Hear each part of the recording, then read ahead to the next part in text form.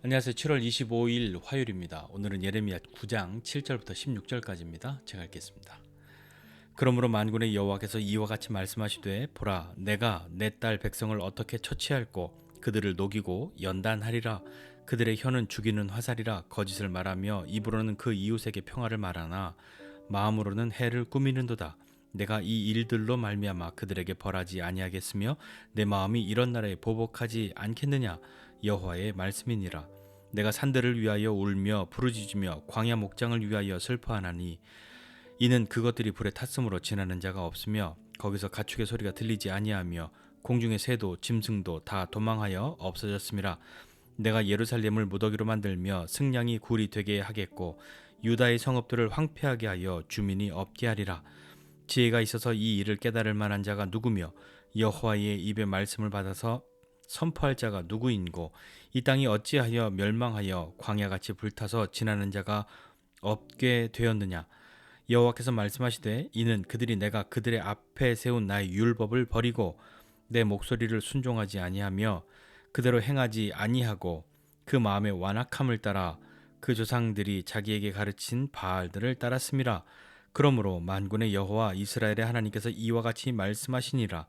보라 내가 그들 곧 이 백성에게 쑥을 먹이며 독한 물을 마시게 하고 그들과 그들의 조상이 알지 못하던 여러 나라 가운데에 그들을 흩어버리고 진멸되기까지 그 뒤로 칼을 보내리라 하셨느니라. 아멘. 하나님께서 계속해서 심판에 대해서 말씀하시면서 오늘 내가 내 딸 내 백성을 어떻게 처치할꼬 하는 말씀으로 시작하고 있습니다. 처치한다 하는 말이 나오니까 좀 무섭죠. 여기 처치한다는 말이 어떤 형벌을 내리는 것, 그것과 또 하나 그 뒤에 보니까 녹이고 연단하겠다 하는 말, 그 말에 이어서 이 녹이고 연단한다고 하는 것은 무엇인가 새롭게 만들겠다는 것, 그런 의미인 것이잖아요. 그러니까 여기에서 하나님께서 내가 내 딸, 내 백성을 어떻게 처치할까 하는 것은 단지 형벌을만을 내리겠다는 것이 아니라 그들을 그렇게 녹여서 연단해서 무엇을 어떻게 새롭게 만들 것인가 하는 거에 그것에 대한 말씀도 그 마음도 하나님이 갖고 계십니다. 그러면서 그들의 혀는 죽이는 화살이다 이렇게 이야기하고 있는데 왜 죽이는 화살이냐면 거짓을 말하고 있으니까요. 입으로는 그 이웃에게 평강을 말하지만 마음으로는 해를 꾸미고 있고 그런 것들 때문에 이 일들로 말미암아서 그 사람들에게는 하나님이 벌하시겠고 그런 나라들에게는 하나님이 어찌 보복하지 않으시겠냐 그렇게 말씀하고 있는 거죠. 그 앞서서 우리가 본 이 말씀에서 계속해서 종교 지도자들이나 이런 사람들이 백성들의 어떤 상처나 무엇인가 치료해야 될 것, 그것이 치료받지 못하고 치료할 수 없는 수준이 되는데도 불구하고 괜찮아 괜찮아 아무 이상 없어 평강이야 평강이야 라고 말하지만 실제 평강은 있지 않았던 것이죠. 그렇게 거짓을 말할 때 사람들은 그냥 그것에 마음을 두게 되었단 말입니다. 그러면서 10절은 예레미야의 탄식이고요. 11절은 하나님의 탄식이죠. 예레미야는 그것을 보고 울며 부르짖게 되고요. 하나님은 그렇게 황폐하게 만들 것이다 라고 하나님의 심판을 말씀하시죠. 그러면서 12절 이하에 보면 하나님은 이제 사람을 찾으십니다. 어떤 사람을 찾으시냐면 지혜 있는 사람을 찾죠. 지혜 있는 사람이 무엇을 해야 하냐면 이 일을 깨닫고 여호와의 입의 말씀을 받아서 선포할 사람, 그 사람을 하나님이 찾고 계십니다. 앞서서도 마찬가지 그 지도자들이 평강이다 평강이다 괜찮아 괜찮아 했던 그 사람들도 나는 지혜가 있어 나는 하나님의 율법을 갖고 있거든 이라고 말했던 그들, 그러나 그들은 하나님의 말씀을 듣지 않았죠. 하나님의 말씀과 전혀 상관없이 그들이 하나님의 말씀을 가지고 있다고 말하는 것처럼 그렇게 되어버린 것 아닙니까? 하나님은 사람을 찾으십니다. 하나님은 언제나 사람을 찾으시죠. 왜냐하면 하나님의 능력이 없기 때문에 사람을 찾으시는 것이 아니라 하나님은 사람을 통해서 일하기를 원하시고 그 하나님의 사람들을 준비하셨고 그 하나님의 사람들이 나타나서 그 하나님의 사람들을 세우셔서 하나님이 역사하시는 거죠. 오늘 그렇게 그럴 사람이 누구고 누구인가 이렇게 하나님이 말씀하시고 찾고 있습니다. 그들이 왜 이렇게 심판받고 재앙을 당하고 멸망을 당해야 하는가? 그들의 죄악에 대해서 다시 한번 말씀하시는데요. 13절 이하에 보면 그들이 내가 그들 앞에 세운 나의 율법을 버렸다. 그리고 내 목소리를 순종하지 않았다. 그리고 그대로 행하지 않았다. 완악함을 따랐다. 완악하다는 말은 하나님을 버린 것, 하나님 없이 하나님을 따르지 않으려고 하는 굳은 마음, 굳어버린 그런 마음, 그런 것들이 완악함이죠.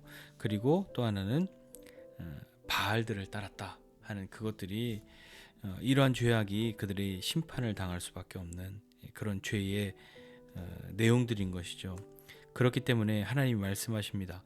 어떻게 심판하실까 하면 독한 물, 쑥을 먹이고 독한 물을 마시게 해서 그들이 섬겼던, 그들이 따랐던 하나님을 버리고 붙들었던 그 신들의 나라로 다 흩어버릴 것이다. 여러 나라 가운데로 흩어버리고 진멸될 때까지 그 뒤로 칼을 보낼 것이다. 이렇게 말씀하십니다. 자, 오늘 이 말씀 보면서 좀 생각해 보고 싶은 것이 있습니다. 뭐냐면 하나님은 보라, 내가 내 딸 백성을 어떻게 처치할꼬 이렇게 말씀하시는 그 하나님이 우리의 잘못에 대해서 항상 없애버릴 것이다. 너희를 완전 멸망시킬 것이다. 그것에만 몰두하시는 하나님이 아니라 하나님은 그들을 녹이고 연단할 것이다. 이렇게 말씀하시지 않습니까? 하나님이 그들을 처치한다. 형벌을 내린다. 그러면 그냥 없애면 되는 거잖아요. 존재를 없애시든 아니면 영원한 형벌에 그냥 보내시든 하면 끝날 것인데 하나님은 그들을 녹이고 연단할 것이다.